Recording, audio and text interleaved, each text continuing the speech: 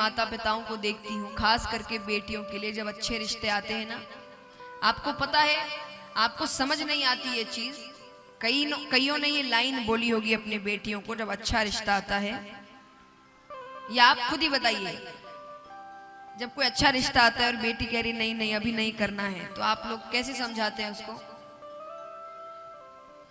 बताओ, बताइए, ऐसे चुप नहीं रह सकते। उसने कहा कि नहीं अभी नहीं करना है, लेकिन रिश्ता काफी अच्छा है, तो आप क्या कहोगे? जोर से बताओ।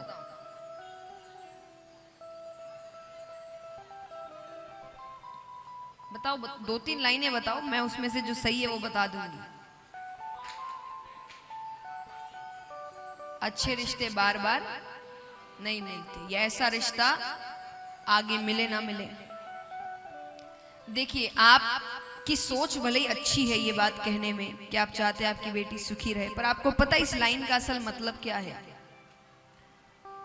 कि आपकी बेटी इस लायक नहीं है कि उसको आगे जाके वापस अच्छे रिश्ते मिलेंगे। उसको ये मिल गया है, उसकी किस्मत है, तो उसको हाँ कर देनी चाहिए। एक तरीके से आपने अपनी बेटी, उसका जो महत्व है उसको नीचे गिरा दिया। कैसे रिश्ते बार बार, यानी तुम्हारी किस्मत बहुत अच्छी है कि तुमको ऐसा रिश्ता मिला है, बार बार नहीं मिलता, ये अच्छी बात है।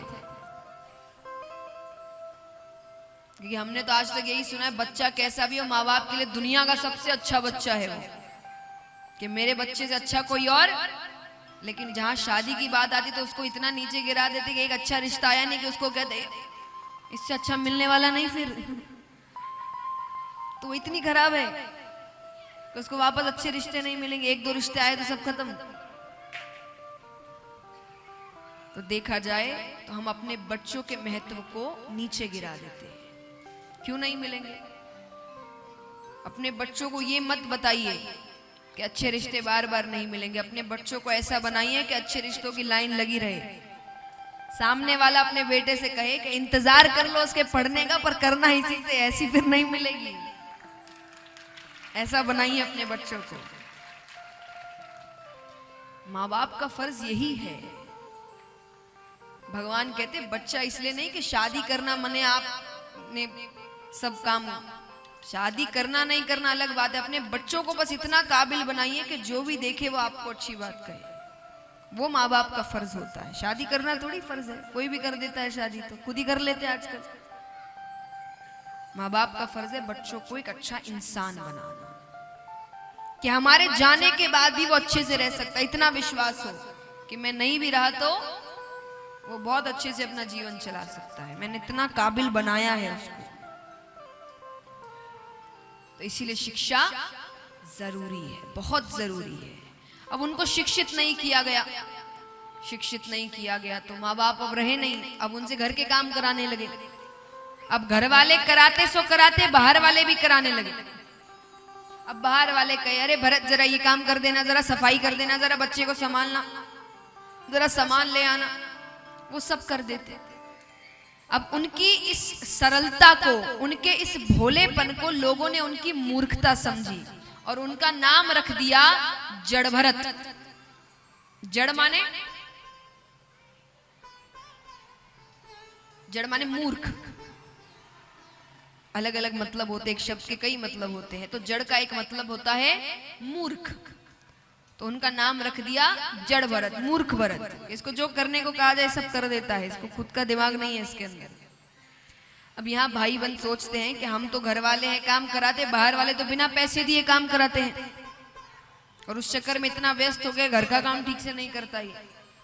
तो पत्नियों ने कहा एक काम करो, गांव के बाहर जो हमारा खेत है इसको वहां पर रखवाली के लिए भेज दो। अरे भाइयों ने कहा वहां रहने को खाने को कुछ भी नहीं है, रोज रोज भोजन कौन पहुंचाएगा? पत्नियों ने कहा एक दिन पहुंचाएंगे फिर बंद कर देंगे, अपने आप को इंतजाम कर लेगा। ठीक है। अब भरत जी की एक और खास बात थी, वो बड़े आज्ञाकारी थे। उनको कोई बात अगर कह दिया तो वो उनके लिए पत्थर की लकीर है। बड़े भाई ने कहा है तो बड़े भाई बुलाते हैं, बोले देखो भरत, माता पिता तो रहे नहीं, अब उनके सारे काम हमें ही देखने हैं, तो एक काम करो गांव के सारे काम हम देख लेते हैं, पर गांव के बाहर अपना एक खेत भी तो है, उसकी रखवाली कौन करे?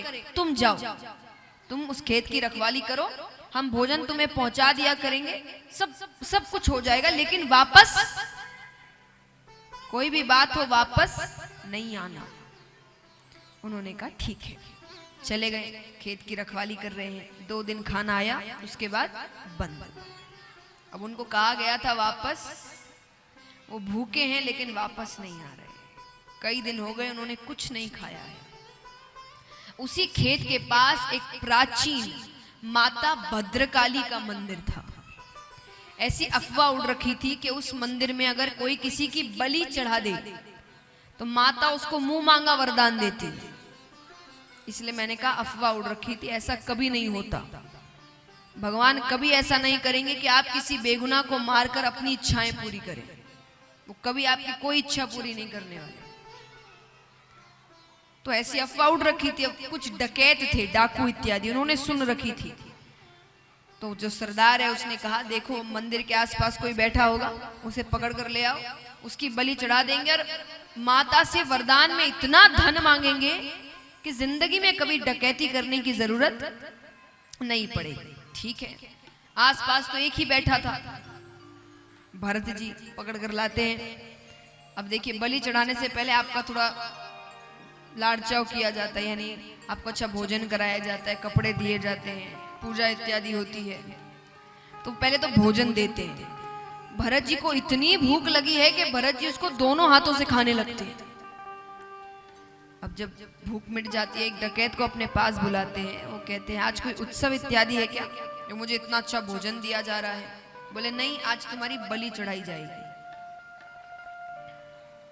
भरत जी कहते तब तो रोज मेरी बलि चढ़ा दिया करो, मुझे भोजन दे दिया करो, मैं पास में ही रहता हूं।